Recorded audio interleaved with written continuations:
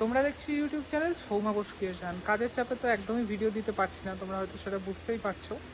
কটা বাজছে এখন আন্দাজ করো দেখি। 25শে সেপ্টেম্বর, ঘড়ির কাঁটায় 3:59, মানে 4টে বাজতে যায়। আর রাজা ছিল আমার সাথে, আমি আর রাজা অ্যাকচুয়ালি কাপড়ের টুকটাক কাজ করছিলাম, কাপড়গুলো পরাচ্ছিলাম। শ্মশানঘাটের মাতৃমূর্তি, আর এই হচ্ছে তার লুক। সমস্ত ঠাকুরের কাপড় পরানো কমপ্লিট। টুকটাক কাজ এখনো বাকি আছে, বড় কাজ মোটামুটি শেষের দিকেই, আর মাকে সাজানো বাকি এখনো। 3টে কাপড়ের মধ্যে সরস্বতীর কাপড় আমার চোখে সব থেকে ভালো লেগেছে।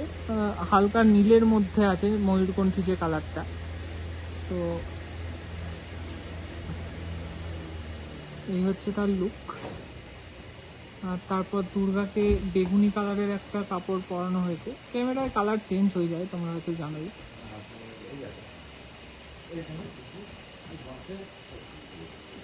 এই হচ্ছে মাতৃ প্রতিমার মুখ।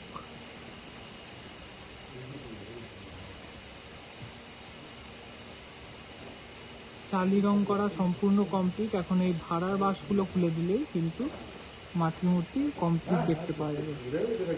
আর এদিকে হলো শ্রীলক্ষ্মী।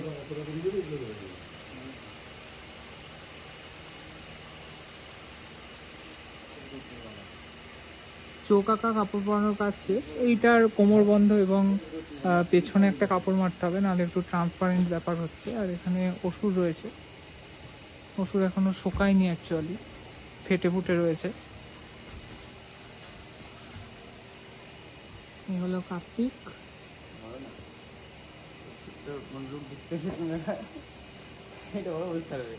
দাদা ছিলেন আমাদের মেন কমিটির যে উদ্যোক্তা। তো আজকের কাজ এইটুকুই, দেখা হচ্ছে পরের ভিডিওতে। ততক্ষণের জন্য টাটা।